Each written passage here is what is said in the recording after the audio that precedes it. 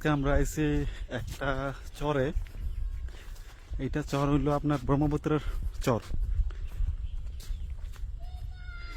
এখন আমরা গেতাইছি গাও দুবার। সামনে একটা বোরিং আছে, শ্যালো বোরিং। ওই শ্যালো বোরিং এ আমরা গাও দমু। এই কাপড় চোপড় আছে, অনেক মজা হবো আজকে গাও দোহাটা, খুব ভালো লাগছে। আর সামনে সাবান টাবান সব নিয়ে গেছে। এই দেখেন ধান ক্ষেতের মাঝে মাঝে দিয়া আমরা যাই আছি শ্যালো মেশিং এর বগলে। পুরা গ্রিনারি, আর একটু আগে পুরা গ্রিনারি। এই সাইড গুলো দেখে দেখে যাওয়া লাগে। এগুলো সব ধান ক্ষেত।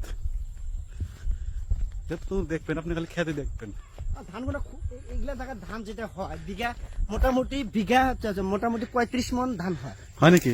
আমার এই জায়গাটা তাহলে ভালোই, খুব ধান হয়। এই চাষা যে আছে, চাষার খুব নলেজ আছে গ্রামের বিষয়ে। মানে আমি গ্রামের লোক না, মানে আগে আমার 20 বছর আগে এখানে আমার জন্মস্থান জায়গাটা। বুঝলাম। এই দেখেন পুরা গ্রিনারি। ওইটা কি মাখই নাকি? ওইদিকে দেখতে পাচ্ছেন ওইটা মাখয়ের ক্ষেত। এই যে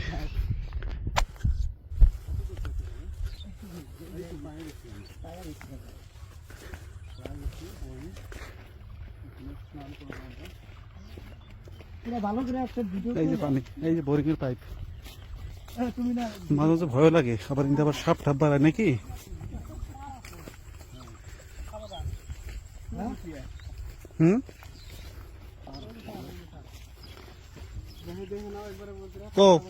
কোথার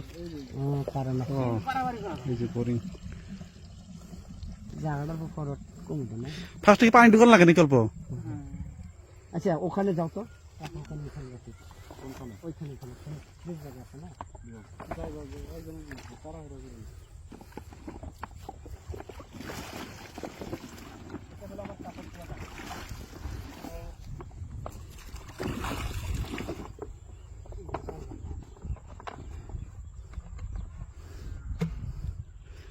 ওকে স্টার্ট দেওয়ার আগে পানি ঢুকান লাগে না?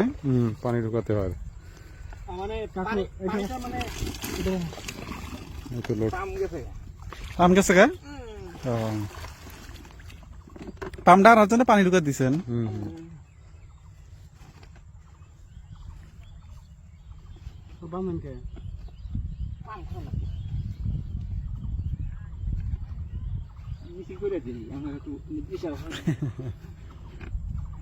পানি কত ফাঁকে আসবো এনে করবো সব নাই না।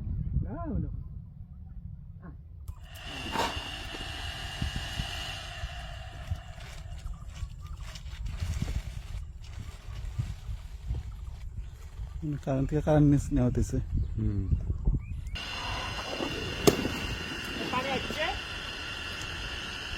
এই যে পানি এসে গেল, পানি এসে গেল। কি সুন্দর পানি গো, সুন্দর ক্লিন, খুব সুন্দর পানি, একবারে ফ্রেশ পানি। ওয়াও, এই পানিতে আমরা উপরে গাও দেবো, খুব মজা লাগবে। এই দেখেন একবারে ক্ষেতের মাঝে, চারিদিক দিয়ে ক্ষেত, চারিদিক দিয়ে ক্ষেত, এখানে বোরিং।